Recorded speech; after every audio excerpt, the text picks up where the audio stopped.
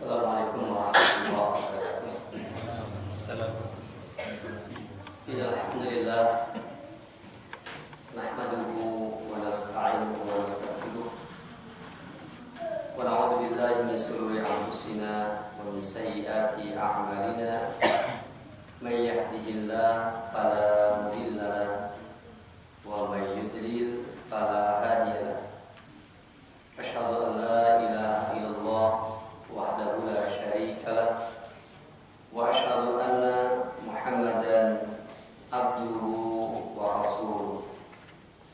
Ya ayyuhalladzina amanu taqullaha haqqa tuqatih wa la tamutunna illa wa antum muslimun. Ya ayyuhan nasu taqu rabbakum alladzi khalaqakum min nafsin wahidah wa khalaqa minha zawjaha wa batha minhuma rijalan katsiran wa nisaa wattaqullaha alladzi tasaaluna bihi wal arham innallaha kana 'alaikum raqiba.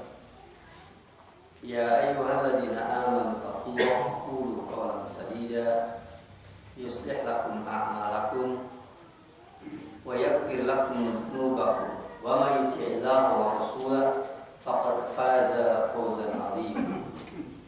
Amma ba'du, fa inna asdaqal hadits kitabullah wa inna afdalal hadi hadi Muhammadin sallallahu alaihi wasallam wa syarrul umuri muhdatsatuha wa kullu muhdatsatin bid'ah wa kullu bid'atin dhalalah wa kullu dhalalatin finnar. Tsumma amma ba'd.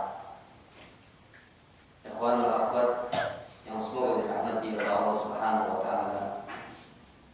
Alhamdulillah, binikmati tatimmu shalihah, kita dipertemukan kembali di majlis ini yang insyaallah taala dimuliakan oleh Allah Subhanahu wa taala. Dan kita terus-menerus memohon keberkahan kepada Allah Tabaraka wa taala dari umur yang Allah berikan kepada kita, waktu yang senantiasa kita lalui, dan semuanya adalah apabila berada di atas keberkahan ini merupakan anugerah dan karunia dari Allah Tabaraka wa taala. Pembahasan kita pada kesempatan yang berbahagia ini, kita memasuki al-aslu tsani, yaitu prinsip yang kedua dari 9 prinsip Ahlus Sunnah wal Jamaah. Prinsip yang kedua dari 9 prinsip akidah Ahlus Sunnah wal Jamaah. Al-aslu tsani al-iman qaulun wa 'amalun wa i'tiqadun yazidu bi ta'ati wa yanqusu bil ma'siyah. Prinsip yang kedua adalah iman itu adalah qaulun, perkataan, wa amalun, perbuatan, wa i'tiqadun, dan i'tiqad. Yazidu bi ta'ati wa yanqusu bil ma'siyah. Yazidu bi ta'ati wa yanqusu bil ma'siyah. Bertambah dengan sebab ketaatan. Wa yanqusu bil ma'siyati, dan berkurang dengan sebab kemaksiatan. Bertambah dengan sebab ketaatan dan berkurang dengan sebab kemaksiatan. Di sini di dalam kitab ini menarik sekali ketika berbicara al-aslu tsani, prinsip yang kedua. Di sini tidak berbicara i'tiqad dulu, tidak. Tapi berbicaranya apa dulu? Qaulun wa amalun wa i'tiqadun. Ternyata i'tiqad ditempatkan pada poin terakhir. Sebelum saya terangkan tentang prinsip ini, mungkin terlebih dahulu saya terangkan perkataan yang lain seperti perkataan Imam Malik rahimahullah ta'ala. Beliau mengatakan al-imanu qaulun wa amalun.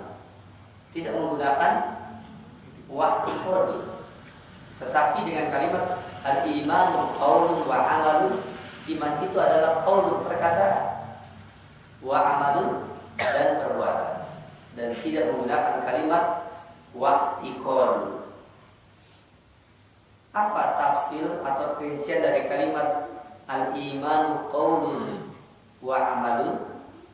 Maka para ulama menjelaskan tentang takrif qaulun wa amalun. Qaulun terbagi dua, ada qaulul qalbi, perkataan hati. Yang keduanya qaulul lisani, perkataan lidah, perkataan lisan. Adapun wa amalun, amalun dibagi tiga. Ada amalul qalbi, amalul lisan, dan amalul jawari. Amalul qalbi, amalan hati. Amalul lisan, amalan lidah. Amalul jawari, amalan anggota badan. Adapun yang dimaksud dengan qaulul qalbi dan qaulul lisan, supaya mudah dipahami, saya mulai dari qaulul lisan. Qaulul lisan itu adalah, yang dimaksud dengan perkataan lidah adalah khusus iqrarun bil lisan. Jadi qaulul lisan itu khusus iqrarun bil lisan, berikrar dengan lidah. Mengikrarkan apa? Iqraru syahadati an la ilaha illallah wa anna Muhammadan Rasulullah. Yang dimaksud dengan qaulul lisan sama dengan iqrarun bil lisan, mengikrarkan dengan lidah.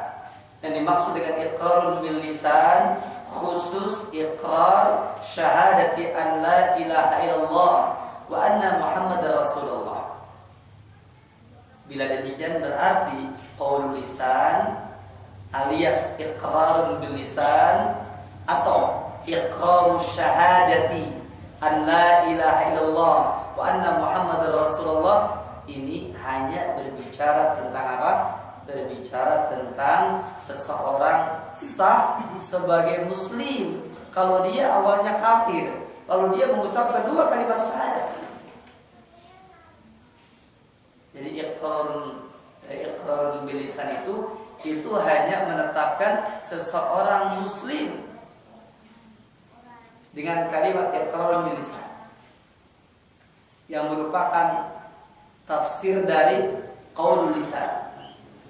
Adapun kalimat qaulul qalbi, perkataan hati, maka yang dimaksud dengan qaulul qalbi adalah yaitu i'tiqadun bil qalbi, atau yang lain ulama mengatakan tasdiqun bil qalbi. Tasdiqun bil qalbi, membenarkan dengan hati. I'tiqadun bil qalbi, beriktiqad dengan hati. Nah, qaulul qalbi itu tafsirnya adalah i'tiqadun bil qalbi. Yang dimaksud berkata dengan hati itu adalah yaitu berkata hatinya berkata, hatinya beriktiqad, i'tiqadun bil qalbi. Apa yang dimaksud dengan i'tiqadun bil qalbi? Yakni i'tiqadun bil qalbi ala syahadati an la ilaha illallah wa anna Muhammadan Rasulullah, yaitu beriktiqad dengan hati atas kesaksian bahwa tidak ada zat yang diibadahi dengan sebenarnya kecuali Allah Subhanahu wa taala, dan bahwasanya Nabi Muhammad itu adalah utusan Allah Subhanahu wa taala. Tadi sudah saya terangkan, sebagian ulama mengatakan qaulul qalbi sama dengan tasdiqun bil qalbi. Makanya jangan kaget kalau ada takrif tasdiqun bil qalbi. Ada lagi yang takrifnya dengan kalimat i'tiqadun bil qalbi. Tetapi menurut para ulama yang sangat-sangat teliti di dalam meneliti kalimat ini, mereka mengatakan takrif pengertian iman dengan kalimat i'tiqadun bil qalbi jauh lebih tepat dibandingkan dengan tasdiqun bil qalbi. Saya ulangi, jauh lebih tepat dengan kalimat i'tiqadun bil qalbi. Kenapa? Karena tidak sedikit orang yang tasdik bil qalbi, orang yang mengakui dalam hatinya, orang yang membenarkan dalam hatinya, tetapi tidak jadi i'tiqad. Ya, dia membenarkan tapi tidak menjadi i'tiqad. Karena dia tidak menjadi i'tiqad, itulah sebabnya maka yang lebih tepat adalah i'tiqadun bil qalbi. Walaupun saya ulangi tadi, ulama hanya menetapkan yang lebih tepat karena mereka juga tidak mengatakan salah dengan tasdikun bil qalbi. Kata yang tasdikun bil qalbi ini kan tasdik, yakni membenarkan, bersikap jujur dengan dua kalimat syahadat, ya otomatis dia beriktikad begitu. Makanya kalimat ini hanya perbedaan redaksi dan hanya pandangan ulama tentang mana yang lebih tepat dari dua ta'rif ini. Baik, kita teruskan.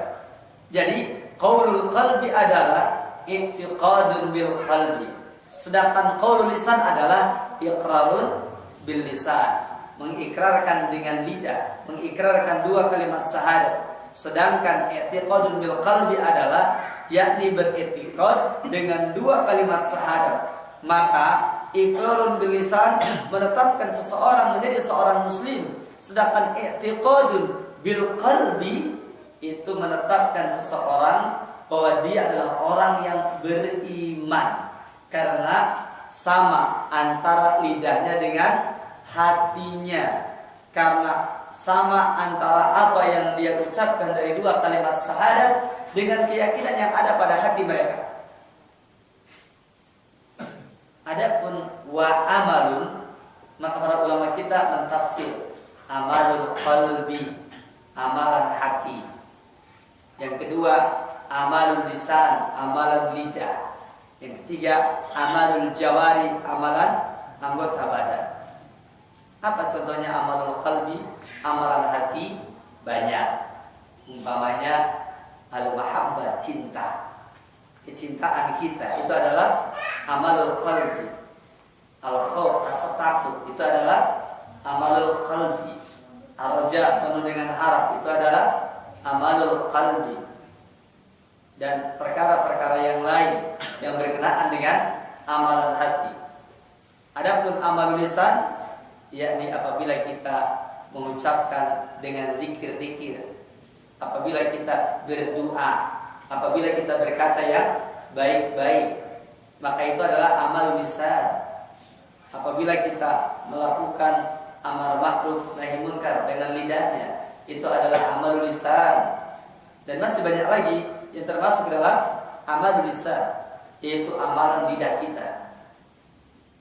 Dan mengikrarkan dua kalimat syahadat tidak dimasukkan sebagai amal lisan. Tetapi kalau kita zikir dengan mengucapkan la ilaha illallah, la ilaha illallah, maka ini termasuk amal lisan. Kemudian yang ketiganya, amalul jawari, yaitu amalan anggota badan, yakni siapa saja di antara kita yang badannya dilakukan untuk kebaikan-kebaikan, untuk ruku perlu gerakan badan, sujud perlu gerakan badan. Orang melakukan ibadah-ibadah dengan ibadah badannya juga banyak, maka ini termasuk amalul jawari. Nah, jika demikian, maka berarti takrif yang di sini al-imanu qaulun wa amalun wa i'tiqadun, maka kata-kata i'tiqadun yang dimaksud adalah i'tiqadun bil qalbi.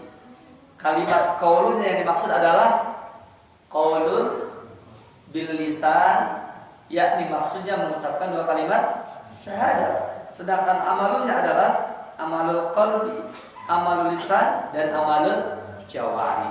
Artinya antara takrif ini dengan takrif yang tadi yang saya kemukakan dari perkataan Al-Imam Malik rahimahullah, juga termasuk ulama-ulama yang lain yang cukup banyak memberikan takrif dengan takrif seperti tadi, maka pengertian dengan pengertian al-imanu qaulun wa amalun ini pun telah mencukupi. Adapun dengan wa'tiqadun, maka ini lebih merinci dari kalimat qaulun, dari kata-kata qaulun. Yazid bin ta'at wa yanqusu bil maksiyah. Dia bertambah dengan sebab ketaatan dan dia berkurang dengan sebab kemaksiatan. Yazid bi ta'ah, dia bertambah dengan sebab ketaatan. Wa yanqusu bil maksiyah, dan dia berkurang dengan sebab kemaksiatan. Nah, ini adalah prinsip yang kedua. Luar biasa. Prinsip yang pertama berbicara tentang arkanul iman. Dan prinsip yang kedua ini berbicara tentang hakikatul iman. Saya ulangi, prinsip yang pertama berbicara tentang arkanul iman, rukun iman. Sedangkan prinsip yang kedua adalah tentang hakikatul iman. Karena di antara perkara yang sangat berbahaya sekali adalah ketika seseorang berbicara tentang sesuatu, dia tidak mengerti hakikat sesuatu, tidak mengerti takrif sesuatu. Nah, ini yang paling berbahaya. Oleh karena itu maka kalimat ini tolong diingat-ingat. Kalimat ini dihafalkan. Sehingga apabila kalimat ini diingat-ingat, kalimat ini dihafalkan, maka insyaallah ta'ala kita akan betul-betul mantap.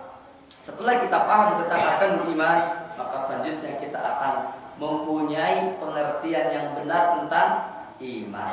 Berpijaklah dari pengertian yang benar tentang iman. Insyaallah ta'ala keimanan kita benar.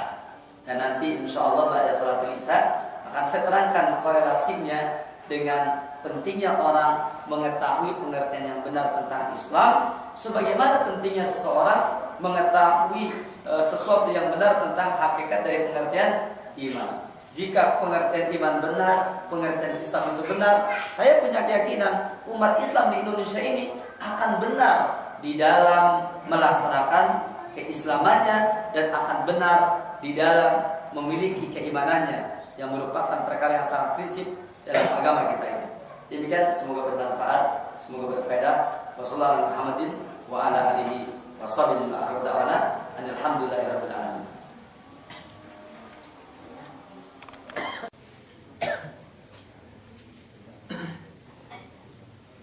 Bismillah, alhamdulillah, wassalatu wassalamu ala rasulillah, la hawla wa la quwwata illa billah.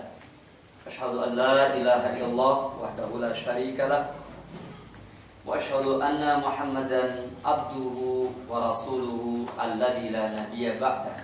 Amma ba'd. Syekhul Islam Muhammad bin Abdul Wahhab rahimahullah taala di dalam kitab Al-Usulus Salasah, beliau ketika menjelaskan tentang ta'rif al-Islam, yaitu pengertian Islam, yang kemudian juga disyarahkan oleh Fadilatul Syekh Muhammad bin Shalih Al-Utsaimin. Secara ringkas dikatakan al-Islamu huwa al-istislamu lillahi bitauhid, berserah diri kepada Allah Subhanahu wa taala dengan cara mentauhidkan Allah Subhanahu wa taala. Wal inqiyadu lahu bitta'ah, yang keduanya tunduk kepada Allah Subhanahu wa taala dengan mentaati Allah. Dan yang namanya mentaati Allah adalah yaitu fi'lul ma'murat wa tarkul mahdurat, mengerjakan seluruh yang diperintahkan dan menjauhi seluruh yang dilarang. Berbicara tentang al-istislamu lillahi bitauhid, ini akidah, ini tauhid, ini prinsip dasar dalam Islam, al-aqidah.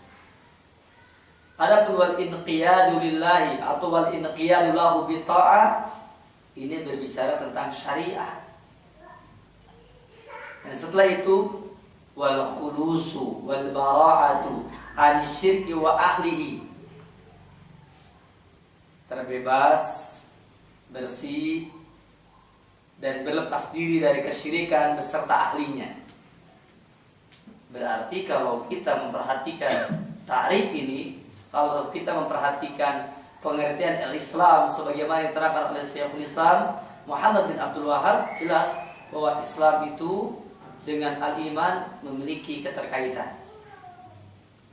Karena memang seseorang tidak mungkin bersyariah dengan syariah yang Islamiyah kecuali dia harus al-istislamu lillahi bitauhid. Dia harus mentauhidkan Allah Subhanahu wa taala.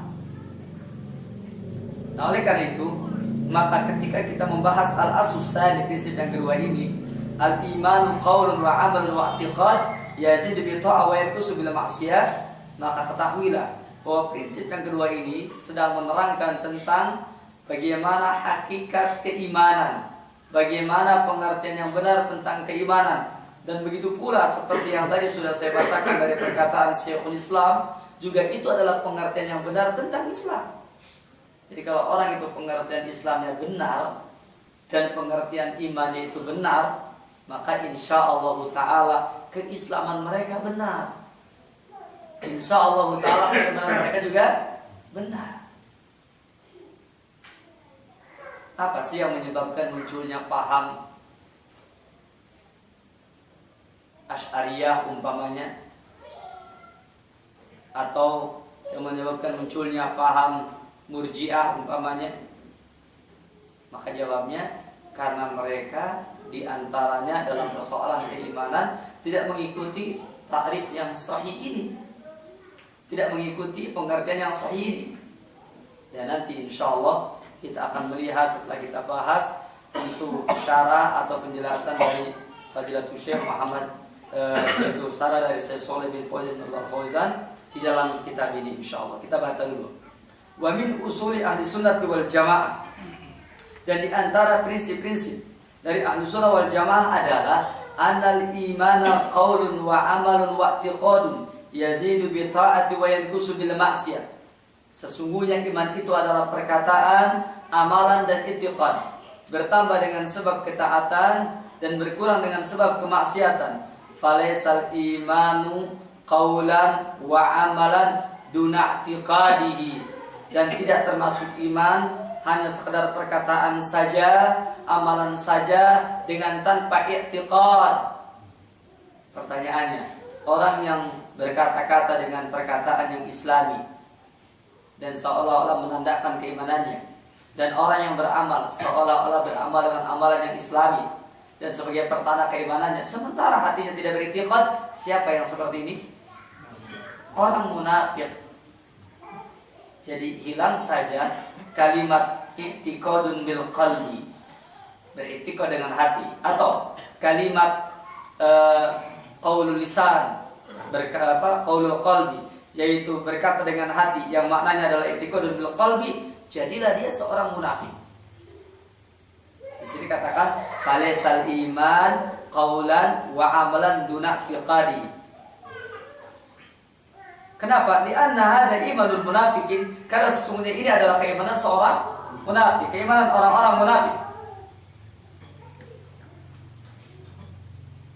Selanjutnya, walaysa huwa mujarrad al-ma'rifati biduni qaulin wa amalin. Dan iman itu bukan semata-mata ma'rifat, mengenal Allah. Fir'aun mengenal Allah tidak? Mengenal, cuma tidak mengimani. Buktinya begitu dia ditenggelamkan, apa kata dia? Iya, aku beriman dengan Tuhannya Musa. Ya kan? Amantu bi Rabbi Musa wa Harun. Jadi dia kenal. Iblis apakah tidak kenal Allah? Kenal. Siapa yang tidak kenal Allah? Kalau kata saya Jamil Zainu rahimahullah, beliau mengatakan bukti manusia itu rata-rata kenal Allah, buktinya mereka nggak ada yang ngasih nama Allah. Ada nggak manusia di kolong langit yang namanya Allah? Ayo, siapa yang namanya Allah? Dan saya tidak bisa bayangkan kalau ada manusia namanya Allah. Bagaimana nasib manusia seperti ini? Siapa namamu? Allah. Itu kira-kira bagaimana nasibnya dia? Kata saya Jamil Zainu, itu dalil yang paling kuat bahwa di kolong langit ini semua orang mengakui adanya Allah. Mengakui. Makanya kalau ada orang yang berpaham ateis, ini tuh ateis politik atau ateis apa gitu. kalau tidak salah dulu ketika tokoh ateis atau tokoh komunis yaitu Mikhail Gorbachev itu masih hidup, dia pernah bilang, saya ateis tapi saya mengakui adanya agama. Maksud tidak? Mengakui adanya agama berarti adanya Tuhan. Ateis tidak bertuhan, kan heran itu. Dia bilang, walaupun saya ateis tapi saya mengakui adanya agama. Ini perkataan kontradiktif, bertolak belakang dia. Di satu sisi dia mengatakan saya ateis, di sisi lain dia mengatakan saya mengakui adanya agama. Ini keanehan. Dikatakan oleh sebuah mujarrad al-ma'rifat biduni qaulin wa amalin. Dan yang namanya iman itu bukan semata-mata mengenal Allah dengan tanpa mau berkata-kata, alias tanpa mau mengatakan asyhadu alla ilaha illallah, dan juga wa amalin, dan tidak mau beriman dan tidak mau beramal, yakni konsekuensi dari asyhadu alla ilaha illallah adalah dia beribadah. Pertanyaannya, orang yang mengatakan iman itu adalah al-ma'rifatu faqat, siapa dia? Siapa orang yang mengatakan iman itu ma'rifat faqat? Siapa? Ayo jawab dong, ditanya kan jauh-jauh dari Subang ini ke Bandung nanya, nggak dijawab. Siapa? Ya? Sufi. Masya Allah, Sufi. Tadi sudah ada yang jawab, yang benar tadi itu. Hah? Apa? Bukan. Ya. Memang ini bagian dari Murji'ah, tapi Murji'ahnya istimewa ini. Murji'ah istimewa. Ini Jahmiyah ya, kawan. Al-Jahmiyah itu mengatakan al-imanu al-ma'rifatu faqat, kenal Allah doang. Kalau yang disebut dengan iman itu adalah semata-mata mengenal Allah, pertanyaannya orang kafir kenal Allah tidak? Jadi kalau begitu imannya kaum muslimin sama dong dengan imannya kaum kafirin, dengan imannya kaum musyrikin sama. Orang munafik apa nggak kenal Allah? Kenal. Malah anak bisik-bisik, hati-hati tuh, nanti dibongkar sama Allah, atau gitu orang munafik itu. Ini pahamnya orang Jahmiyah. Tadi Syekh Shalih bin Fauzan Al-Fauzan ketika beliau menerangkan tentang macam-macam paham Murji'ah, di antaranya ada Murji'ah yang berpemahaman al-iman al-ma'rifatu faqat. Itulah dia orang Jahmiyah. Jahmiyah. Orang Jahmiyah itu dihukumi kafir oleh para ulama. Ulama sepakat Jahmiyah kafir. Al-Jahmiyah itu kufar. Jahmiyah itu kafir. Litinya sama dengan kahin, dukun. Sama-sama kafir. Kadang-kali punya menantu dukun tuh. Ya, kafir itu. Kata Syekh Sa'di, kahin itu kafir.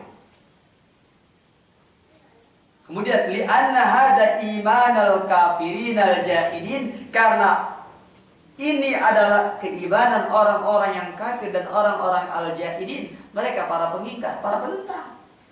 Makanya tadi saya katakan kalau yang namanya al-iman al-ma'rifatu faqat, iman itu adalah semata-mata mengenal Allah, dan ini diyakini oleh orang-orang Jahmiyah, maka paham ini sama dengan pahamnya orang-orang kafir. Orang musyrik pun kenal Allah, orang kafir pun kenal Allah. Iblis kenal Allah, iblis kenal Allah.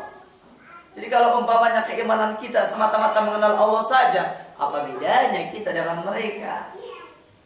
Makanya takrif iman dengan mengatakan al-imanu wa al-ma'rifatu faqat, ini takrif pun khata. Ini takrif salah ini.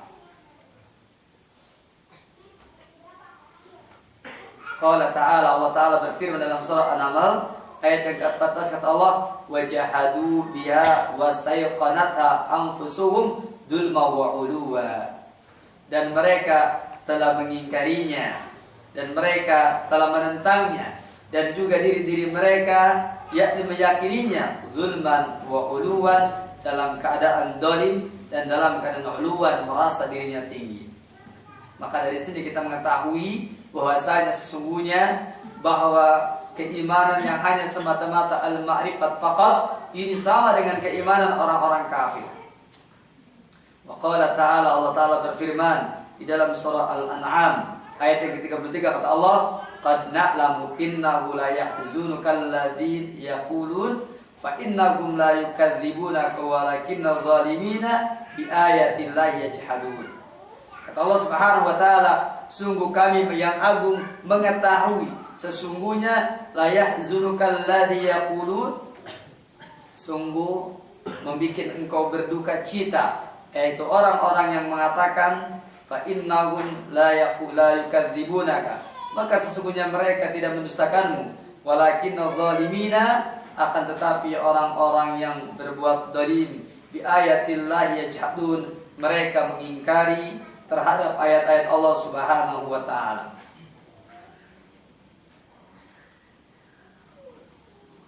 Dan kita mengetahui bagaimana orang-orang yang mengatakan pengingkaran, maka sesungguhnya mereka sudah mendustakan Rasulullah. Dan kemudian kita mengetahui bahwasanya demikianlah keimanan mereka, karena sesungguhnya mereka yakni adalah orang-orang yang telah mengenal Allah, tetapi mereka tidak mau beramal dan mereka juga tidak mau mengatakannya.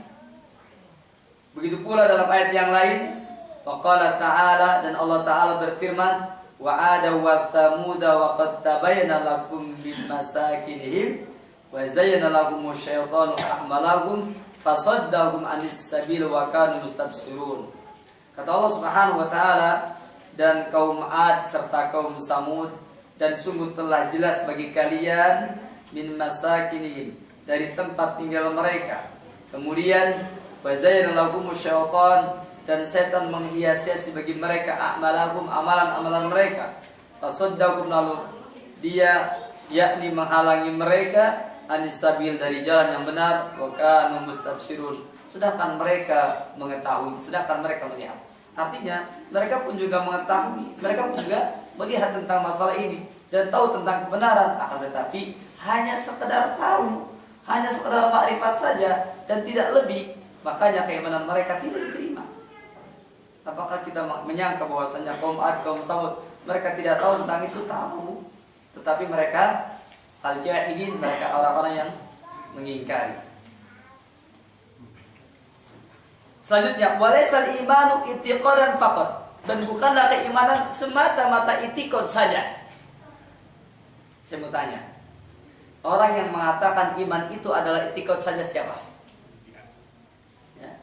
Murji'ah itu sekte umumnya ini, ada sekte khususnya. Orang yang mengatakan al-imanu al-i'tiqad faqat, siapa ini? Iman itu adalah semata-mata i'tiqad saja. Kalau tadi al-ma'rifatu faqat, ini al-i'tiqad faqat. Siapa yang seperti ini?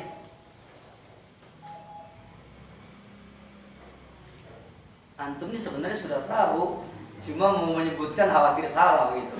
Akhirnya tidak menyebutkan.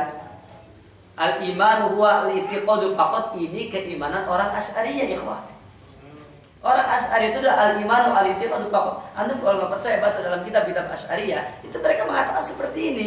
Al-imanu huwa al-i'tiqadu faqat. Iman itu semata-mata beri'tiqad.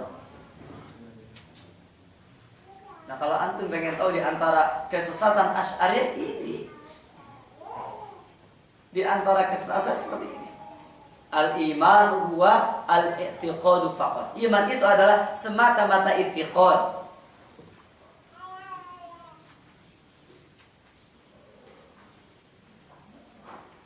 Berikutnya, au qawlan wa'tiqadan duna amalin, atau yang namanya iman itu adalah dikatakan bahwasanya bukanlah termasuk iman. Ini ada dua opsi. Iman itu bukanlah i'tiqad semata-mata. Satu. Yang keduanya, au laisal imanu qawlan wa'tiqadan duna amalin. Iman itu bukanlah perkataan dan i'tiqad dengan tanpa amal. Pertanyaannya, siapa yang seperti ini? Siapa? Ayo yang keras. Itu dia yang dari tadi tunggu. Ini Murji'ah. Ini Murji'ah. Maka dikatakan li'anna hadza imanul murji'ati, karena sesungguhnya ini adalah imannya Murji'ah. Ini adalah keimanannya orang-orang Murji'ah. Di sini enggak diterangkan ini. Satu lagi saya tanyakan lagi. Walaisal imanu, dan bukanlah semata-mata iman, yaitu qaulan faqat, berkata saja, berkata dengan mengucapkan asyhadu alla ilaha illallah saja. Pertanyaannya, siapa yang imannya hanya ada pada mengucapkan 2 kalimat syahadat saja? Siapa? Siapa yang tahu? Siapa? Dan paham apa yang seperti ini? Laisal imanu qaulan faqat. Tidak termasuk iman hanya berkata saja. Hah? Asy'ariyah sudah tadi. Kalau sudah jangan diulangi lagi, sudah habis ini. Al-Karamiyah sahih, ini Al-Karamiyah. Al-Karamiyah. Orang Karamiyah itu mengatakan iman itu yang penting mengucapkan 2 kalimat syahadat. Asal mengucapkan 2 kalimat syahadat sudah. Dia mukmin itu. Kalau kita mengatakan orang yang mengucapkan 2 kalimat syahadat itu muslim, kalau mereka orang yang semata-mata mengucapkan 2 kalimat saja pun itu sudah mukmin kata mereka. Maka dari sinilah kemudian para ulama kita membagi, jadi Murji'ah itu ada 4 tingkatan. Ada Jahmiyah, yaitu mereka yang mengatakan iman itu semata-mata mengenal Allah saja. Yang keduanya yaitu Asy'ariyah yang mengatakan iman itu adalah al-i'tiqad faqat. Yang ketiganya iman itu adalah yaitu perkataan saja, mengucapkan 2 kalimat saja. Ini adalah orang Karamiyah. Kemudian yang keempatnya yang tadi, iman itu adalah yaitu orang yang apa tadi? Yang beriktikad dan berkata-kata. Beriktikad dengan hatinya, mengucapkan dengan lidahnya, tetapi dia tidak beramal. Dan ini Murji'ah. Tapi Murji'ahnya istimewa. Namanya apa? Namanya apa Murji'ahnya? Jadi Murji'ah itu ada 4. 1 Jahmiyah, 2 Asy'ariyah, 3 Karamiyah. Yang keempat namanya Murji'atul Fuqaha sahih. Namanya Murji'ah Fuqaha. Ya, ini namanya Murji'ah Fuqaha yang ketiga ini, yang keempat ini. Nah, ternyata ketika seseorang memahamkan tentang teori iman saja, itu niscaya akan bisa kita nilai mana yang benar dan mana yang tidak. Konsekuensi dari takrif iman saja, ternyata orang menjadi terpecah-pecah menjadi sekian banyak firqah, menjadi sekian banyak kelompok. Makanya sama satu Syekh Abdul Aziz Al-Ghazali taala beliau membuat tulisan tentang akidah sahihah ya dan lawan-lawannya. Salah satu kelengkapan seseorang dalam menerangkan akidah apa saja, atau salah satu prinsip dari prinsip-prinsip itu, maka dia harus sanggup menerangkan mana kelompok yang menyimpang. Ima dia adalah minal mufarritin, wa ima dia minal mufritin. Mungkin dari kelompok yang mengurangi, mungkin dari kelompok yang melebihkan. Jadi kalau kita belajar akidah nggak ngerti lawan-lawannya, kalau kita belajar akidah nggak mengerti siapa saja lawan-lawannya, maka pengetahuan kita tentang akidah tersebut itu perlu dilengkapi. Supaya apa? Supaya mengetahui bahwasanya ini prinsip yang benar, kalau ini nggak benar, maka biar kelompoknya adalah ini terus. Kalau menerangkan begitu, oleh karena itu apabila kita menerangkan akidah, nggak mungkin nggak menerangkan aliran sesat, pasti menerangkan aliran sesat pasti. Kalau kita menerangkan akidah. Saya pernah ditanya, Ustaz bisa nggak kira-kira kalau antum menerangkan akidah tapi jangan menerangkan keburukan orang lain? Kita jawab, kita nggak menerangkan keburukan orang lain, cuma kita menerangkan firqah yang lain. Dan itu pasti karena yang namanya menerangkan ini yang benar, tentu harus menerangkan mana yang salah. Selanjutnya dikatakan wallahu ta'ala katsirun ma yusamil a'mal iman, dan Allah Subhanahu wa taala seringkali menyebut amal dengan iman. Wallahu taala katsirna yusamil a'mal iman, dan Allah Subhanahu wa taala seringkali menyebut amal itu adalah iman. Qala ta'ala, Allah taala berfirman, innamal mu'minuna alladziina idza dzukirallahu wajilat qulubuhum wa idza tuliyat 'alaihim ayatuhu zadatuhum imanan wa 'ala rabbihim yatawakkalun. Kata Allah tabaraka wa taala, hanyalah orang-orang yang beriman adalah, yaitu orang-orang yang apabila disebut Allah Subhanahu wa taala, maka hati-hati mereka tergetar, dan apabila dibacakan kepada mereka ayat-ayat Allah Subhanahu wa taala, maka menambahkan kepada mereka keimanan, wa ala rabbihim yatawakkalun, dan mereka bertawakal kepada Rabb mereka Allah Tabaraka wa Ta'ala. Alladzina yuqimuna as-salata wa mimma razaqnahum yunfiqun, yaitu orang-orang yang mendirikan salat dan sebagian dari apa yang telah kami rizki pada mereka, mereka menginfakkan. Ulaika humul mu'minuna haqqan, mereka itu adalah mukmin yang sebenarnya. Siapa yang mengatakan mereka mukmin yang sebenarnya? Jawabnya Allah. Bolehkah Allah mengatakan demikian? Boleh. Adapun kalau kita mengatakan ana mukminun haqqan, tidak boleh. Yang boleh itu kita mengatakan amantu billah, aku beriman kepada Allah, atau ana mukminun billah, atau amantu billah, atau ana mukmin insya Allah. Adapun orang yang mengatakan bahwasanya ana mukminun haqqan, saya mukmin yang sebenarnya, tidak boleh. Atau bahasa yang lain, ya, ini mukmin tulen loh. Sama itu. Mukmin tulen sama dengan mukmin haqqan. Cuma bahasanya aja pakai tulen. Tulen apa bahasa Arabnya? Haqqan. Ya. Ini mukmin tulen, bilang ya begitu. Itu enggak boleh itu.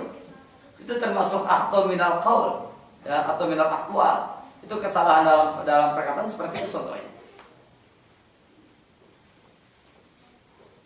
Atau mengatakan mukmin sejati, saya mukmin sejati. Ya kalau antum mengatakan pria sejati boleh, tapi kalau mengatakan saya mukmin sejati tidak boleh. Karena sejati sama dengan haqqan, hanya kata-katanya sejati. Wa qala ta'ala, dan Allah Ta'ala berfirman di dalam surah Al-Baqarah ayat 143, kata Allah, wa ma kana Allahu liyudhi'a imanakum, dan Allah Subhanahu wa Ta'ala tidak menyanyiakan keimanan kalian. Di sini dijelaskan bahwasanya kalimat liyudhi'a imanakum, imanakum ay salatakum ila Baitul Maqdis, yaitu salatnya kalian menghadap ke Baitul Maqdis. Dan ini berkaitan dengan apa yang diterangkan di dalam ayat ini mengenai orang yang meninggal dunia ketika belum terjadi perpindahan kiblat. Sebelum terjadi perpindahan kiblat, ternyata ia meninggal dunia. Maka di sana banyak para sahabat Nabi yang bertanya bagaimana tentang orang yang seperti ini. Mereka ada keraguan, mereka ada sesuatu yang syak pada diri mereka tentang mereka yang salat menghadap ke Baitul Maqdis. Maka Allah Tabaraka wa Ta'ala menjawabnya, wa makanallahu liyudhi'a imanakum. Dan Allah Subhanahu wa Ta'ala tidak menyanyiakan keimanan mereka. Allah Subhanahu wa Ta'ala tidak akan menyanyiakan keimanan kalian.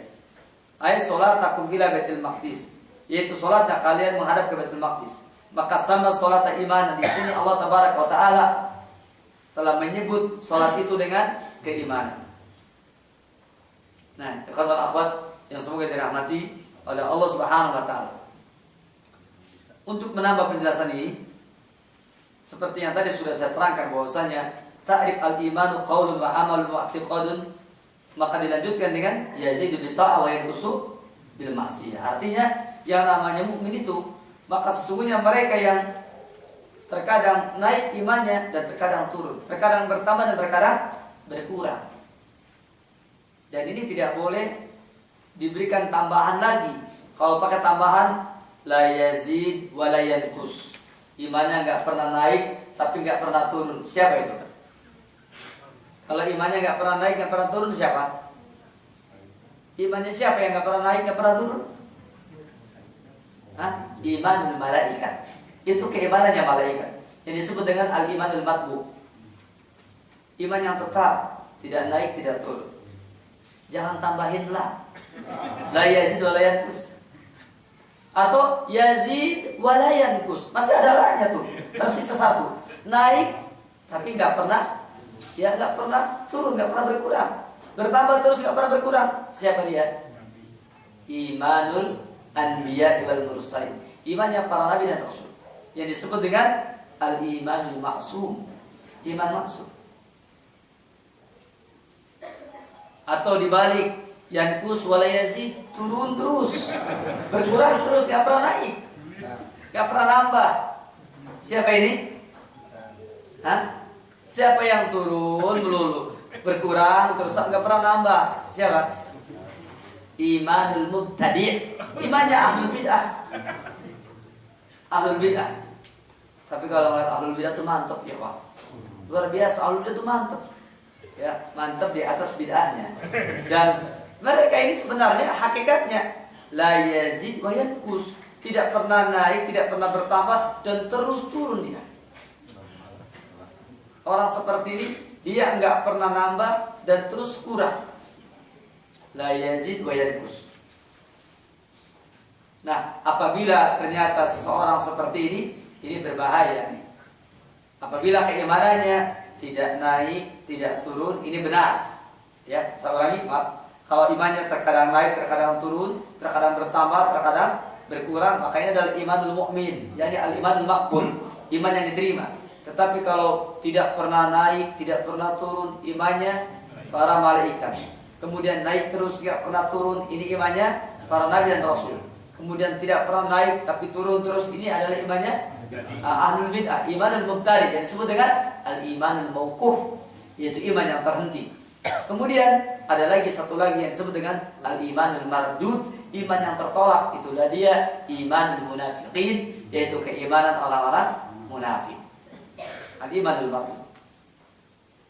Nah, dari ta'rif ini maka kita bisa mengambil berbagai macam faidah, bahwasanya sesungguhnya prinsip yang kedua al-asusani ini menjelaskan kepada kita tentang bagaimana pengertian iman yang benar dan bagaimana seseorang yang apabila ternyata pengertian ini salah maka akan timbul keyakinan yang salah dan juga mendapatkan hukum-hukum tertentu dan sebab-sebab tertentu, bahkan menyebabkan seseorang akan semakin jauh dari jalan Allah Subhanahu wa taala.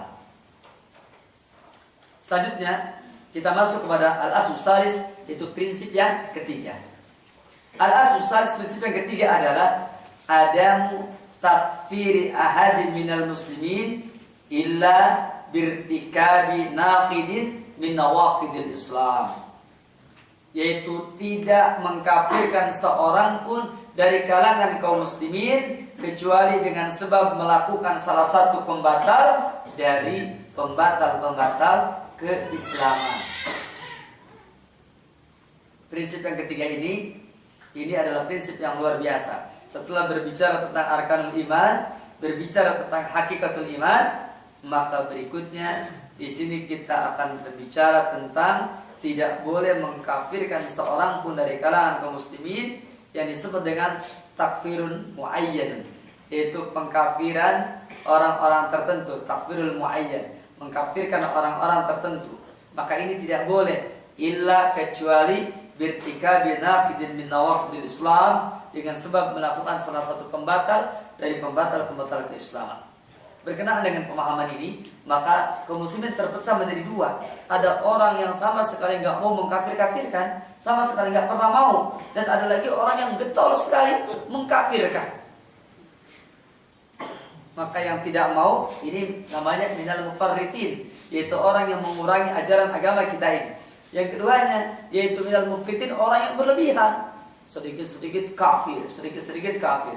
Pokoknya kata mereka, apabila ada kata-kata kafar di dalam Quran dan Sunnah, itu maksudnya kafir, titik, sudah, jangan ditafsirkan lagi. Begitu.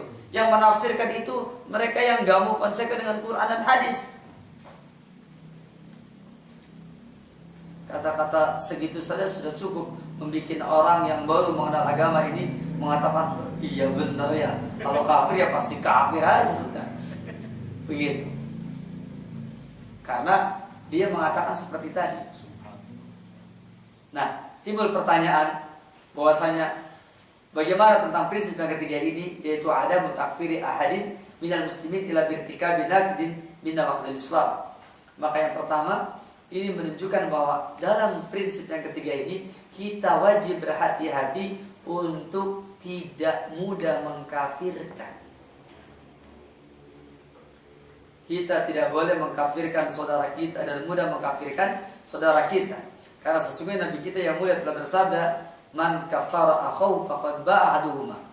Dikatakan siapa yang mengkafirkan saudaranya, maka sungguh akan kembali kepada salah satu dari keduanya. maka kita tidak boleh mudah mengkafirkan kepada seseorang. Karena Nabi kita telah memberikan satu kalimat yang sangat tegas bahwasanya siapa yang mengkafirkan saudaranya maka niscaya akan kembali kepada salah satunya.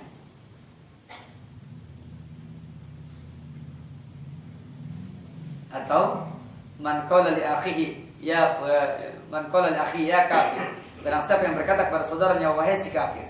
Lalu kemudian maka dikatakan faqad ba'a biha ahaduhuma. Siapa yang mengatakan kepada saudaranya wahai si kafir, maka sungguh kembali dengan sebab perkataan tadi kepada salah satu dari keduanya. Riwayat tentang masalah ini sangat masyhur sekali. Karena apa? Karena setiap kita dilarang untuk seperti ini. Akan tetapi memang luar biasa, sebagian kaum muslimin menuduh kepada ahli sunnah wal jamaah ini, dan orang yang mengikuti thariqah mereka, jalan mereka, mengatakan kepada ahli sunnah wal jamaah, dan mudah-mudahan kita termasuk di dalamnya, mengatakan kalian ini mudah mengkafirkan orang lain, sedikit-sedikit kafir. Kalian ini sama, sedikit-sedikit bid'ah, sedikit-sedikit bid'ah juga sama, sedikit kafir. Nah ini tuduhan. Mungkin dia dengarnya pas kita ngomong kafir, jadi sangkanya mengkafir-kafirkan. Tuh kan, kafir lagi yang dia bisa gitu. Ya emang di Qur'annya kafir kalimatnya. Kita menerangkan kata-kata kafir, kemudian dikatakan mengkafir-kafirkan orang. Padahal menerangkan secara umum tentang kata-kata kafir.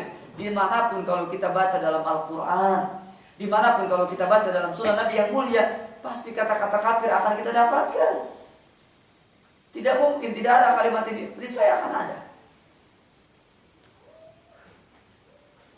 Nah sekarang yang menjadi masalah adalah bahwa apakah ahli sunnah wal jamaah mudah mengkafirkan? Jawabnya tidak. Kita melakukan pengkafiran, yakni maksudnya ahli sunnah wal jamaah yang saya maksud itu bidawabit asyariyah, dengan ketentuan-ketentuan yang syar'i, bukan hanya dengan emosi saja, bukan hanya dalam perkataan yang tanpa alasan yang jelas, tidak.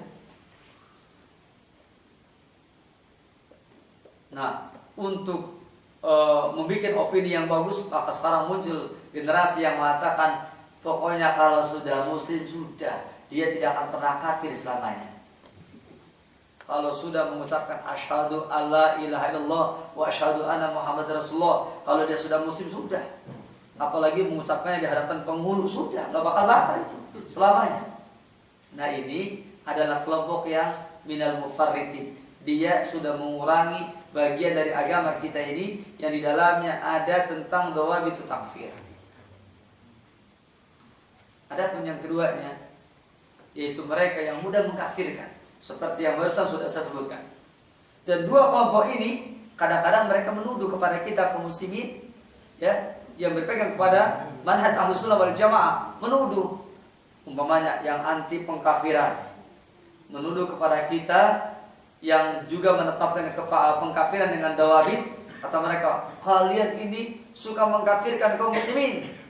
Maka dikatakan oleh para ulama kita, siapa yang menuduh kepada Ahlus Sunnah suka mengkafirkan, berarti orang ini anti dengan pengkafiran sama sekali. Pertanyaannya, siapa orang yang anti dengan pengkafiran ini? Yang apabila seseorang sudah muslim, maka dia tidak akan pernah batal keislamannya selamanya. Siapa? Orang Murji'ah. Orang Murji'ah, kalau orang itu sudah ada imannya, sudah berbuat dosa seperti apapun, dosanya nggak bakal membatalkan keislamannya, nggak bakal membatalkan keimanannya. Yang penting dia sudah muslim, titik. Sudah pokoknya tidak akan batal keislamannya, karena dia sudah muslim, dia sudah beriman, maka dia tidak akan batal. Nah begitu pula sebaliknya, orang-orang yang suka mengkafirkan ini, karena kita pakai dawabit dan tidak mudah mengkafirkan, kata mereka apa? Kalian ini tidak suka mengkafirkan, kalian ini Murji'ah. Maka ketahuilah, yang menuduh kepada kita Murji'ah, dia adalah Khawarij, karena dia adalah orang yang suka mengkafirkan kaum muslimin. Jadi kata Al-Imam Ibnu Abi Hatim di dalam kitabnya, yaitu Aslus Sunnah wa I'tiqaduddin, siapa yang menuduh Ahlus Sunnah Murji'ah, yang menuduhnya dia adalah Khawarij. Siapa yang menuduh kita Khawarij, maka dia adalah Murji'ah. pertanyaannya di internet banyak tidak yang menuduh ahlu sunnah dengan murjiah? Kalian ini salafi irja'i kalian ini. Berarti mereka khawarij. Sudah jawabannya begitu. Kalau ada yang menuduh kita, kau ini khawarij, berarti mereka itu. Sudah cek orang Sunda nggak simpang jawab ke para ulama di zaman bahula gitu. Terus simpang jawab. Makanya kalau antum baca dalam tulisan Al-Imam Ibnu Abi Hatim As-Sunnah wa I'tiqaduddin, beliau mengatakan seperti itu. Contoh, ya ini sudah pernah saya terangkan dulu. Di kalangan kaum muslimin ada yang menurut pada Ahlus Sunnah ini bahwasanya kita ini termasuk orang yang taklid. Kalian ini taklid sudah. Ahli taklid kalian ini. Nah, orang yang menuduh ahlu sunnah yang sebenarnya hanya sekedar membolehkan hukum asal kita ittiba. Tapi bolehkah seseorang taklid suatu saat? Boleh. Jangankan orang-orang jahil, jangankan orang-orang awam, jangankan penuntut ilmu. Kata para ulama, mujtahid pun ahli ijtihad. Ketika dia ditanya tentang satu hukum dan dia nggak bisa jawab, dia boleh sementara waktu hukum ini dia taklid kepada ulama lain. Tentang hukum yang dia belum tahu, boleh, tidak apa-apa. Pertanyaannya, taklid dalam hal apa? Dalam hal ijtihadiyah. Dia belum punya ijtihad, lalu dia taklid pada orang lain, boleh.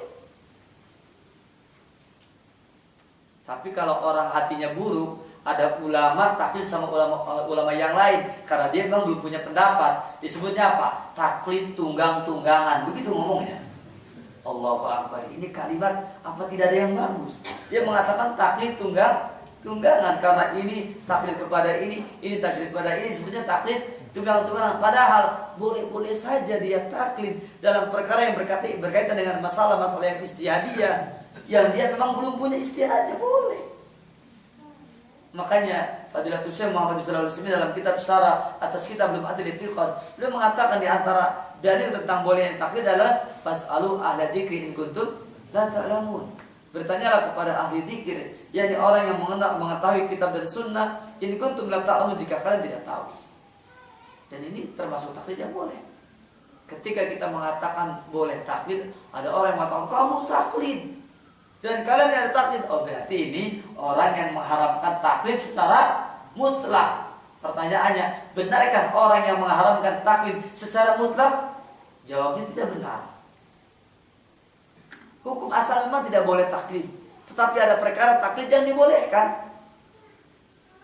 Atau sebaliknya, ada orang yang mereka mengatakan kalian mengharamkan taklid, kepada ahli sunnah mengatakan kalian mengharamkan taklid. Berarti orang ini adalah orang yang menghalalkan taklid secara mutlak. Berarti ini adalah ahlu taklid atau al-muqallidun. Ya, ini kaum muqallid. Begitu pula dengan masalah yang tadi. Nah, oleh karena itulah maka ada mutakfiri ahadin minal muslimin, itu menunjukkan bahwasanya kita mesti hati-hati di dalam menetapkan pengkafiran kepada salah seorang di antara kaum muslimin. Yang keduanya, illa birtikabin naqidin min nawaqidil Islam. Kecuali dengan sebab melakukan salah satu pembatal dari pembatal-pembatal keislaman. Pertanyaannya, ada berapa pembatal keislaman? 10. Menurut siapa? Menurut Syekhul Islam Muhammad bin Abdul Wahhab 10. Di dalam kitab Taisirul Alam bitalkhis Nawaqidil Islam, bitalkhis Syarhi Nawaqidil Islam, yang ditulis oleh Hanan bintu Ali Al-Yamani. Beliau mengatakan yang namanya apa? Yang namanya apa tadi? Ya, pembatal keislaman itu mencapai 460 pembatal.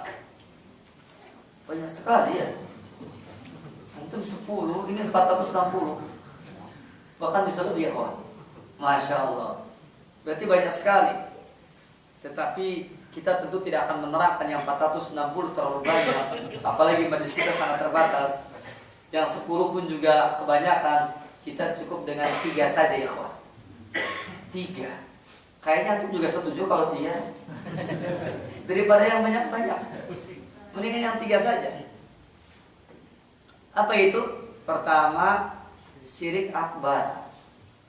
Yang kedua, kufur akbar. Yang ketiga, nifak akbar. Jadi syirik akbar, kufur akbar, dan nifak akbar. Nah, coba saya ulang lagi. Masih ingat nggak nih? Syirik akbar ada berapa? Syirik akbar ada berapa?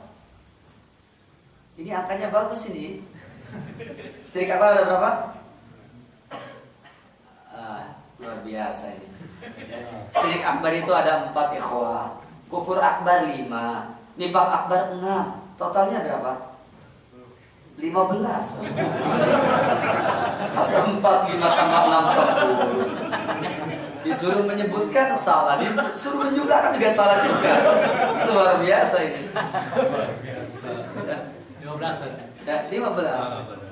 15. Wah, ternyata lebih banyak dari yang tadi ya.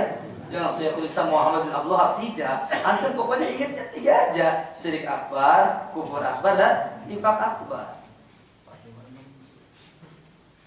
Adapun tentang syirik akbar, di sana ada 4. Nanti antum merujuk lagi lah. Kemudian kufur akbar ada 5, nifak akbar ada 6. Pembatal keislaman ini wajib diketahui. Jadi kita wajib hafal. Jangan sampai tidak hafal. Nanti kalau tidak hafal, repot ini. Kita akan terjatuh ke dalam salah satu pembatal di antara pembatal keislaman. Para ulama kita sudah membuat, yaitu ada yang disebut dengan munqidatul iman, ada munqisatul iman. Munqidatul iman 3, syirik akbar, kufur akbar, nifak akbar. Adapun munqisatul iman ada berapa? Yang mengurangi keimanan?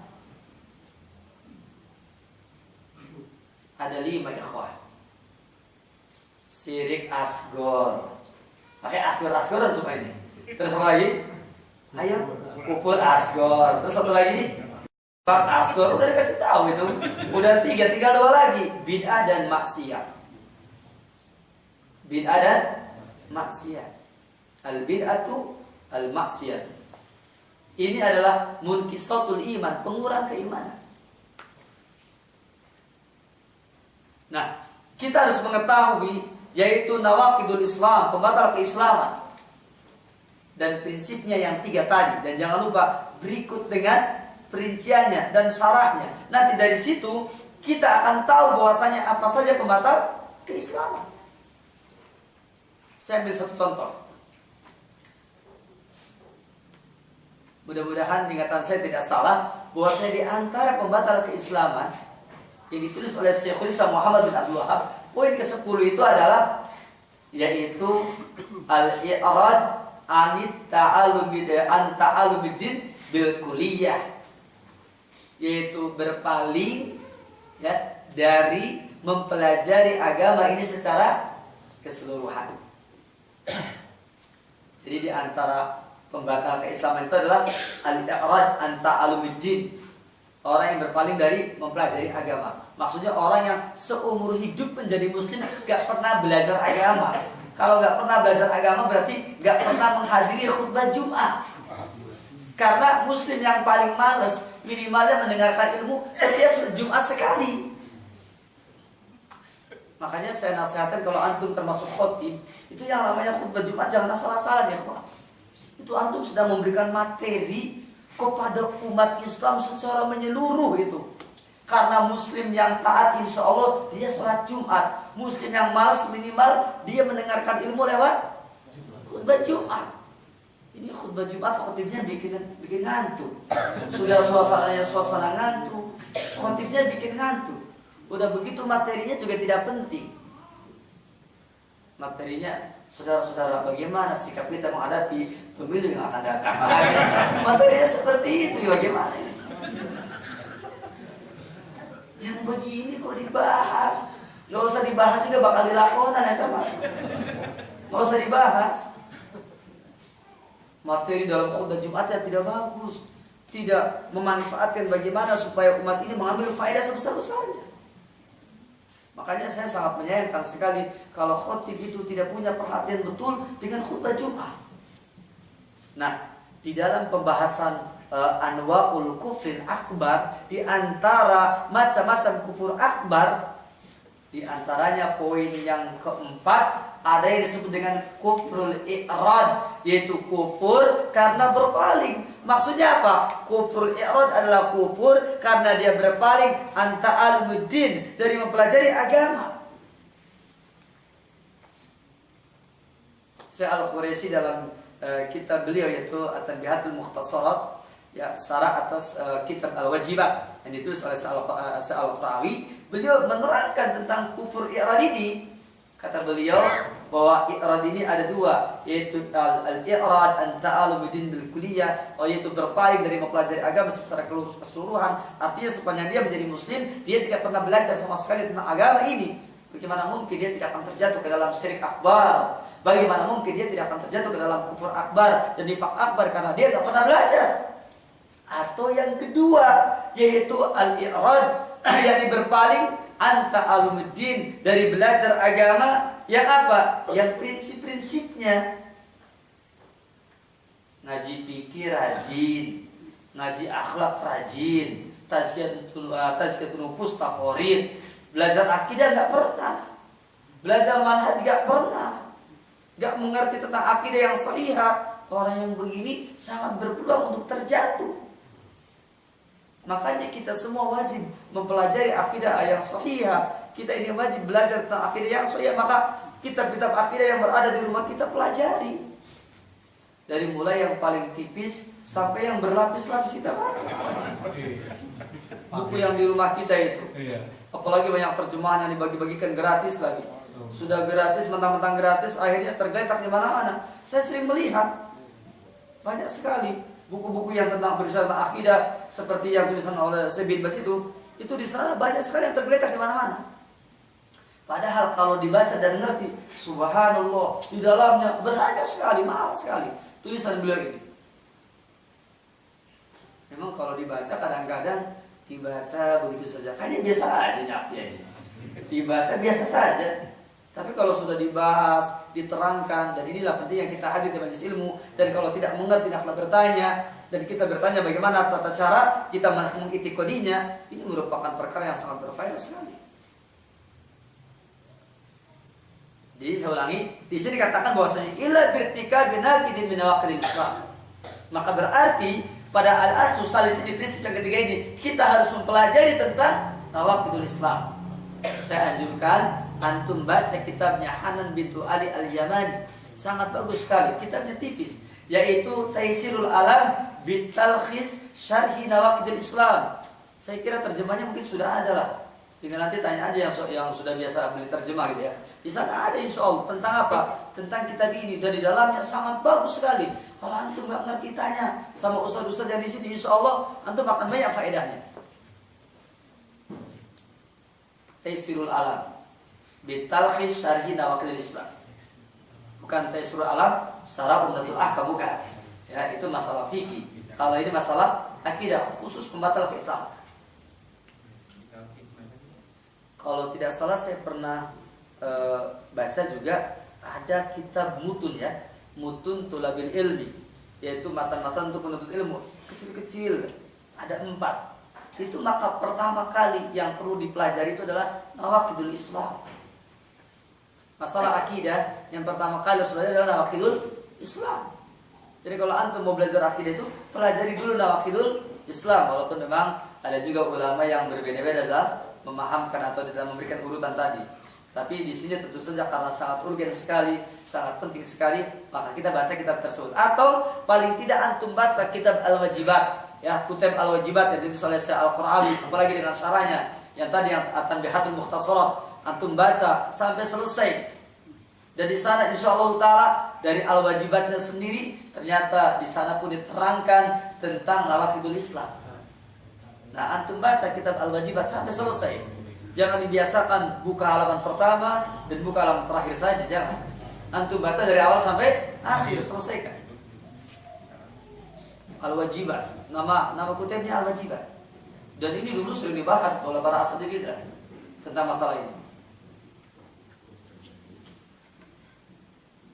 Kemudian kata Syekh Fauzan, wa min usuli ahli sunnah wal jamaah, dan di antara prinsip-prinsip Ahlussunnah wal Jamaah adalah annahum la yukaffiruna ahadan minal muslimin. Sesungguhnya mereka tidak mengkafirkan seorang pun dari kalangan kaum muslimin illa idza irtakaba naqidan min nawaqidil Islam, kecuali apabila orang tersebut telah melakukan salah satu pembatal dari pembatal-pembatal keislaman.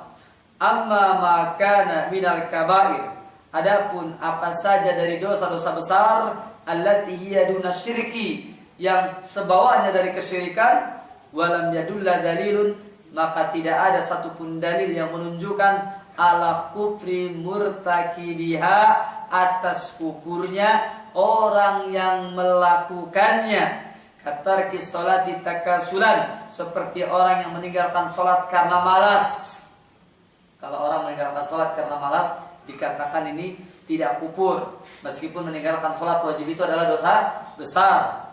Fa innahum, maka sesungguhnya mereka, yakni para ulama kita, la yuhakkimuna ala murtakibiha ay al-kabair, bahwasanya ay al-kabair, yakni mereka sesungguhnya mereka tidak menghukumi kepada orang yang berbuat dosa besar tersebut bil kufri, dengan hukum kufur, tidak.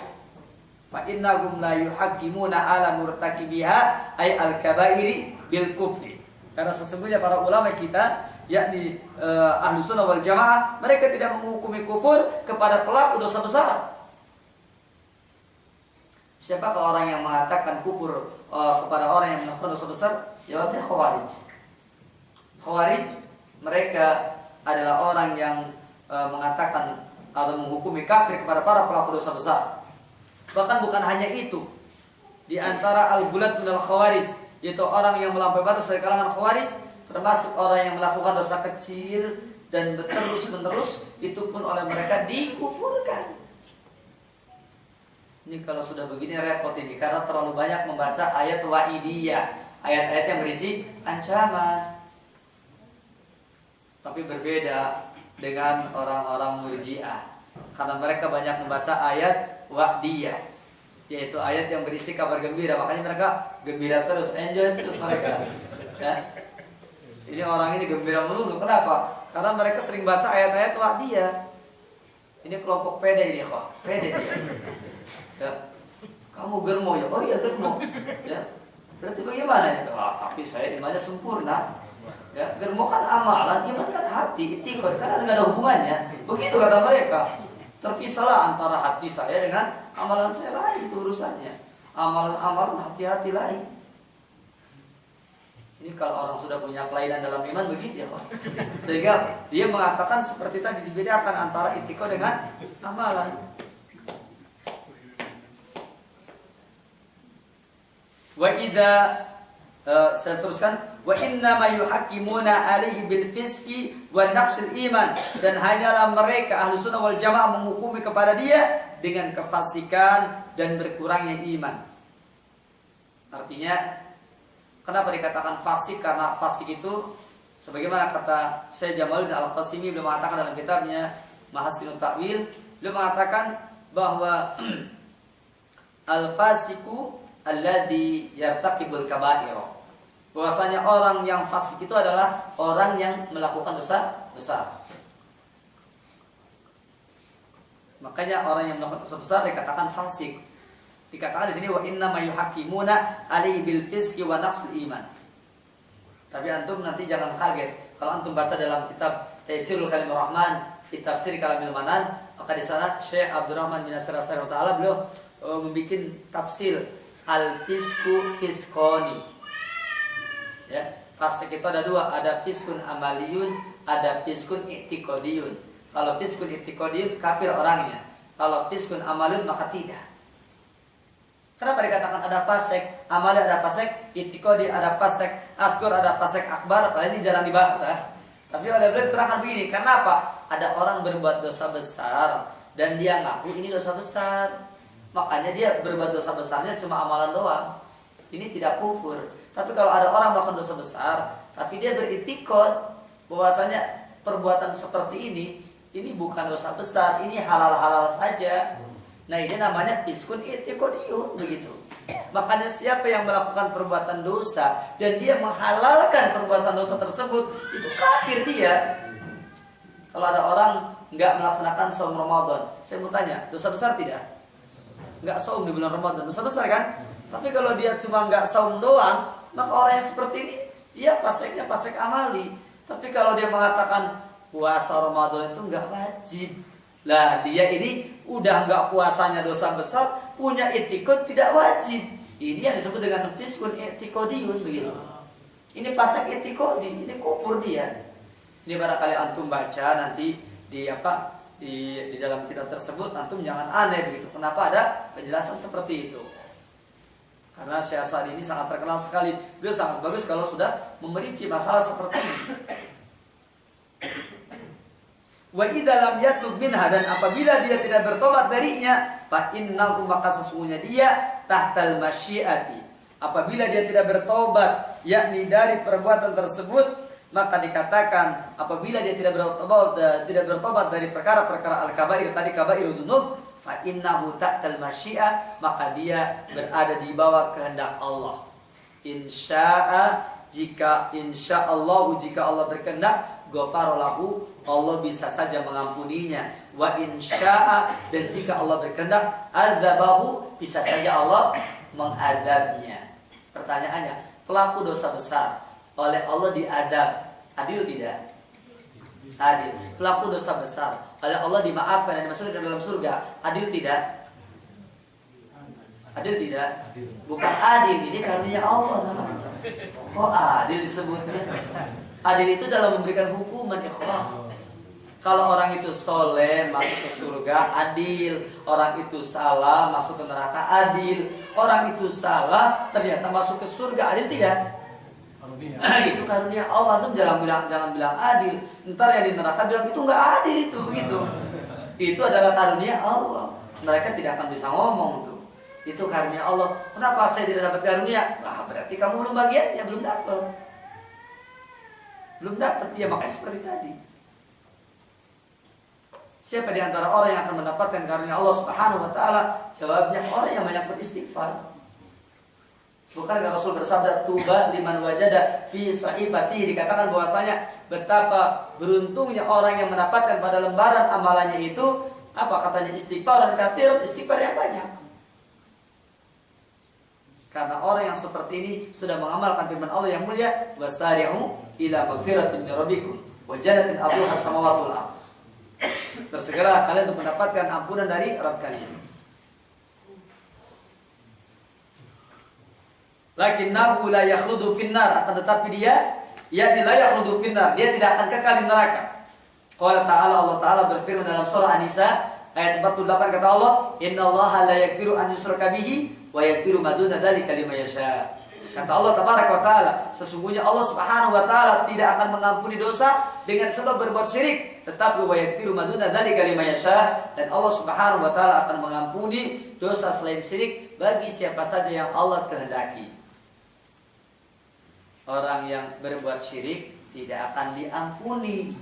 Orang yang tidak berbuat syirik akan diampuni. Apa yang dimaksud tidak akan diampuni? Yang dimaksud tidak akan diampuni, maksudnya dia masuk ke neraka. Adapun kalau syiriknya itu akbar, maka dia di dalam nerakanya abadal abidina, selama-lamanya. Tapi kalau dia itu syiriknya asghar, la khuluda fiha, dia tidak kekal di neraka selama-lamanya. Kemudian Syekh Al-Qarawi dalam kitabnya Al-Jadid Syarah atas kitab Tauhid memberikan perincian bahwa orang yang memiliki sedikit syirik asghar, sedikit riya, maka apabila keburukan amalannya lebih banyak, maka dia masuk neraka.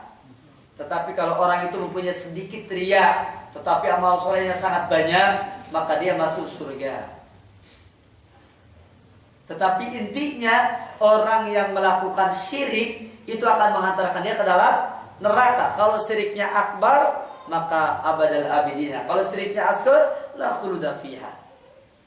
Kalau syiriknya akbar, dia akan selamanya di neraka. Walaupun di dunianya disebutnya Pak Ustaz, cuma Pak Ustaznya ahli syirik. Begitu. Di neraka dia selama-lamanya. Ustaznya kayak haji umpamanya. Sama aja, mau kayak haji mau apa. Atau disebutnya syekh. Kenapa? Ya, syekhul musyrikin kan? Syekhnya orang-orang yang musyrik. Yang seperti ini tetap masuk ke neraka. Ya tidak akan didiskon, dia sudah di neraka selama-lamanya. Tapi kalau dia syiriknya asghar, dia masih berpeluang ke surga, tapi tetap di neraka. Nggak bisa mengajukan keringanan, nggak bisa. Tapi kalau orang itu berzina lalu kemudian Allah maafkan, bisa. Masih ingatkan tentang hadis-hadis yang menceritakan orang yang melakukan dosa besar kemudian dia berbuat baik kepada hewan, ya kan? Ya, memberikan minum kepada seekor anjing yang kehausan. Dia seorang pezina, kemudian dimaafkan oleh Allah Tabaraka wa Taala. Kebaikan ini mungkin tidak mungkin dengan rahmat Allah, dengan karunia Allah. Kalau orang-orang yang berpemahaman Khawarij, dia mengatakan itu nggak mungkin. Maka kita katakan mungkin karena Rasul yang menceritakannya, dan ini adalah wahyu dari Allah Subhanahu wa taala. Wa madhabu ahli sunnah fi dzalika wasatun bainal khawarij alladzina yukafiruna murtakibal kabirah. Dan adapun madhab ahli sunnah wal jamaah di dalam masalah tersebut berada di antara pertengahan antara orang-orang khawarij yang mengkafirkan pelaku dosa besar wa in kana dunal kufi, sekalipun sebawahan dari kekufuran, wa bainal murji'ah, dan antara orang murji'ah alladzina yaquluna, yaitu orang-orang yang mengatakan huwa mu'minun kamilul iman. Kata orang murji'ah, pelaku dosa besar itu mukmin yang sempurna imannya, tidak terganggu. Seperti yang tadi sudah saya katakan, yang namanya iman urusannya i'tiqad dengan hati, yang namanya amalan berkaitan dengan amalannya, tidak terkait dengan hati.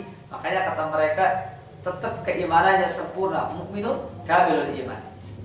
Wa yaquluna, dan mereka mengatakan la yadurru ma'al imani maksiat kama la yanfa'u ma'al kufri ta'at. Dikatakan tidak memberikan kemadaratan bersama dengan keimanan adalah kemaksiatan, sebagaimana ketaatan tidak memberikan manfaat bersama dengan kekufuran. Jadi kata mereka, kalau maksiat itu tidak memadaratkan keimanan, seperti halnya ketaatan orang yang kafir juga tidak memberikan manfaat bersama dengan kekufuran. Begitu. Demikian yaitu al-asus salis, dan ini merupakan prinsip yang ketiga, dan insyaallah taala nanti akan kita teruskan pada pertemuan yang akan datang, yaitu tentang prinsip-prinsip yang lainnya, yaitu prinsip yang keempat sampai prinsip yang kesembilan insyaallah taala. Semoga kita diberikan keistiqomahan di dalam menuntut ilmu ini, dan mudah-mudahan kita diberikan pemahaman di dalam memahami prinsip-prinsip dari akidah Ahlussunnah wal Jamaah, dan mudah-mudahan kita menjadi hamba Allah Tabaraka wa Taala yang diberikan kekuatan oleh Allah Tabaraka wa Taala untuk senantiasa beristiqomah ketika dalam keadaan bersama dengan yang lain, dan juga ketika berada dalam keadaan sendirian. Demikian, semoga bermanfaat. Wassallallahu ala Muhammadin wa ala alihi wa sahbihi ajma'in, wa akhir da'wana alhamdulillahi rabbil alamin.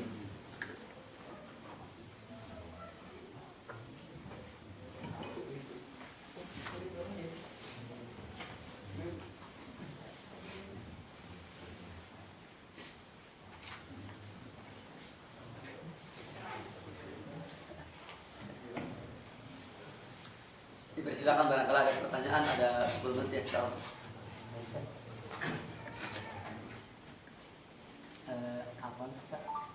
Kan tadi disampaikan bahwasanya keimanan itu tidak hanya berupa ma'rifah, kemudian keimanan pun tidak hanya berupa i'tiqad.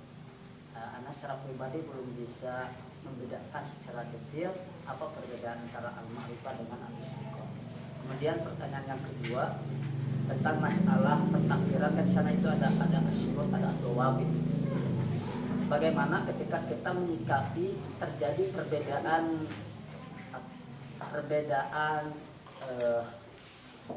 pemahaman dalam menentukan tarikh sholat takasulan, ketika terjadi perbedaan antara Imam Ahmad dengan imam yang lainnya, seperti Imam Ahmad tarikh sholat takasulan kafirun kufrun yukhrijum minal millah, seperti itu yang Anda baca itu dalam kitab Sa'usaimin, dalam kitab Hukmu Tarikh Sholat. Kata Sa'usaimin berpendapat bahasanya orang yang menegakkan sholat takasulan itu kafir, kufrun yukhrijum minal millah. Itu apakah ketika ada perbedaan seperti ini, apakah ada perbedaan masalah surut atau wabit, atau dalam masalah apa ini? Iya, tadi dua saja ya. Iya. Yang pertama, Al-ma'rifat yang dimaksud oleh orang Jahmiyah, dia hanya semata-mata tahu bahwasanya Allah itu adalah Tuhan, hanya mengenal itu saja. Dan ini masyhur di kalangan manusia pada umumnya. Mereka rata-rata mengakui bahwasanya di balik kekuatan manusia ada kekuatan yang lain. Cuma mereka cara mengekspresikannya lain-lain. Ada yang mengatakan Allah, ada yang mengatakan Tuhan, ada yang mengatakan yang widiwasa, kan begitu. Ada yang mengatakan ada kekuatan supranatural, mereka mengatakan begitu ya. Ada lagi yang mengatakan bahwasanya yang di atas, yang maha kuasa, dia mengatakan begitu. Dan macam-macam, ya. Dan itu seluruhnya satu intinya, bahwa mereka pada dasarnya mengenal tentang Allah. Dan mohon maaf, makrifatnya bukan versi sufi. Kalau sufi itu kan syariat, hakikat, makrifat. Kalau makrifat versi sufi itu adalah bersatunya antara Allah dengan hambanya, itu makrifat. Kan lain dengan pengertian yang tadi. Tapi kalau makrifat yang dimaksud oleh orang Jahmiyah itu orang yang penting kenal Allah, orang yang tahu itu adalah Allah. Dia tahu Allah sebagai Tuhannya. Berbeda dengan i'tiqad. Kalau i'tiqad itu dia bukan hanya kenal, tetapi dia meyakini tentang Allah Tabaraka wa Ta'ala dengan hakikat yang sesungguhnya. Itu adalah al-i'tiqad. Makanya dia tidak akan sama dengan makrifat. Yang namanya makrifat mengenal Allah saja di sana tanpa konsekuensi.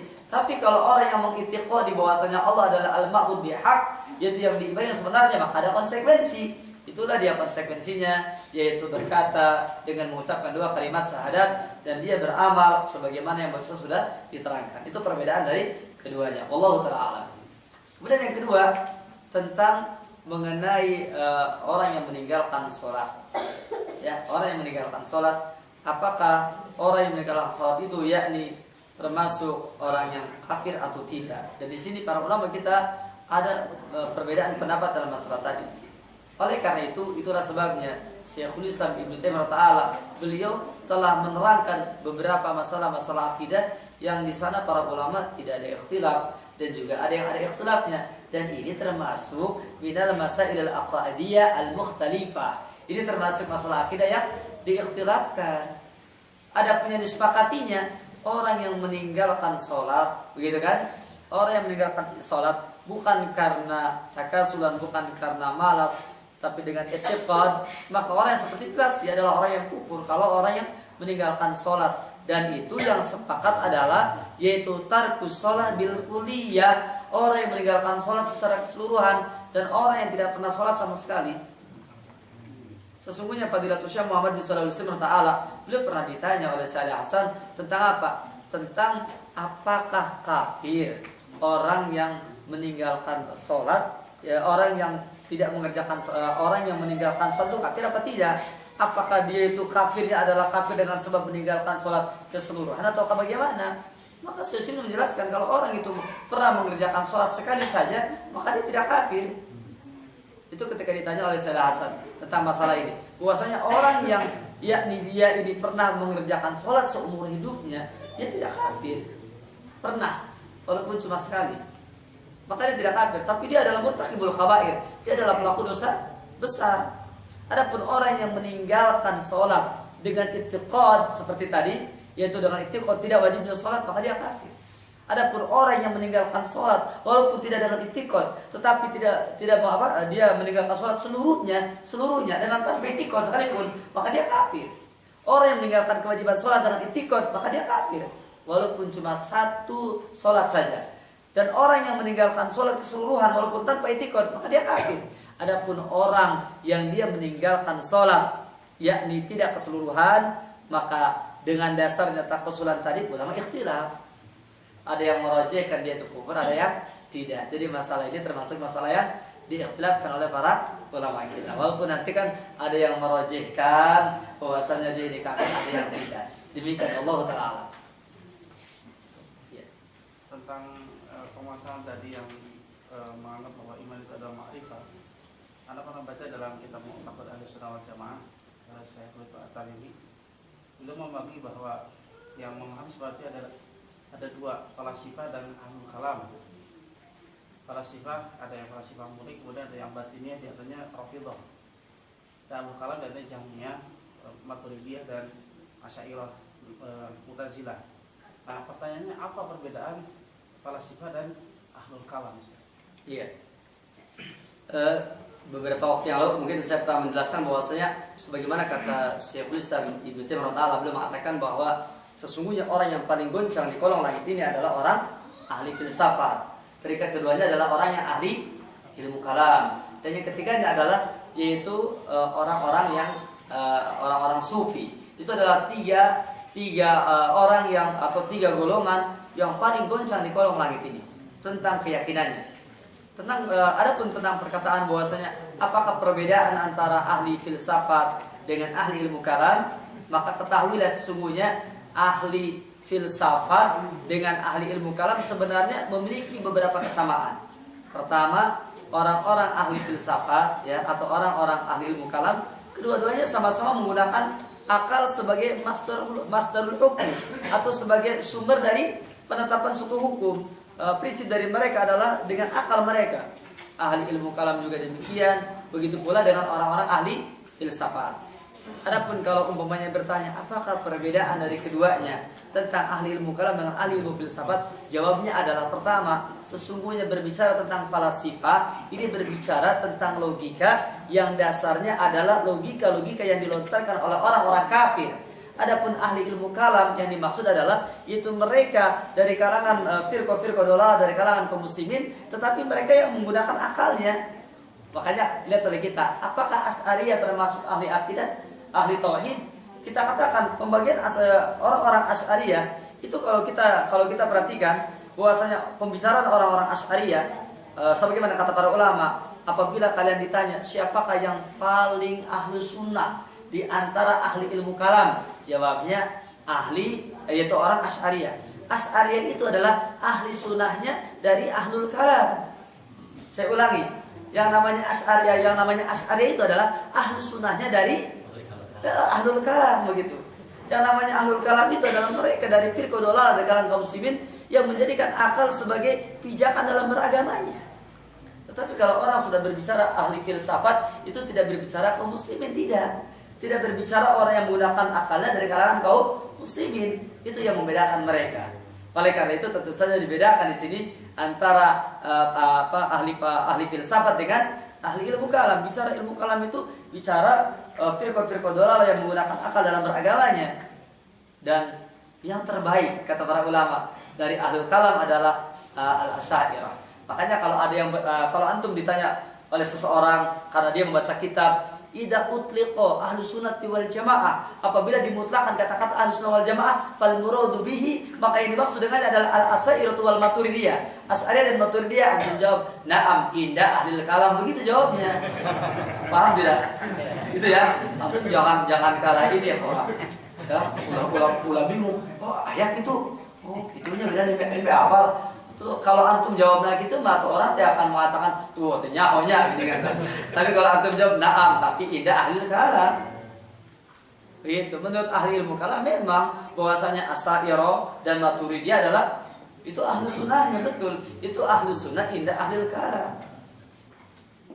Nah, sedangkan di kalangan ahli sunnah wal jamaah tentu tidak, karena sesungguhnya Asy'ariyah adalah bukan ahli sunnah murni. Dan orang yang sangat bijak sekali di dalam menjawab tentang hakikat Asy'ariyah adalah Fadilatul Syekh Muhammad bin Shalih Al-Utsaimin dalam kitabnya Liqaul Babil Mafsud. Dia ketika ditanya apakah Asy'ariyah itu adalah ahli sunnah, dia jawab separohnya ahli sunnah, separohnya bukan, begitu. Ya, jadi Asy'ariyah itu katanya separohnya ahli sunnah, tapi separohnya bukan. Bahkan Syekh Ali pun pernah mengatakan yang paling dekat kepada ahli sunnah dari ahli kalam yaitu Asy'ariyah. Jadi itulah perbedaan antara ahli filsafat dengan ahli ilmu kalam yang saya katakan wallahu ta'ala. Cukup saya kira ya, pada jam 9 ya Pak. Sudah malam antum khawatir ngantuk ya. Demikian saja, semoga bermanfaat. Kita akhiri majlis ini. Subhanallah hamdik asyhadu an la ilaha illa anta astaghfiruka wa atubu ilaik. Wa akhiru da'wana alhamdulillahi rabbil alamin. Assalamualaikum warahmatullahi wabarakatuh.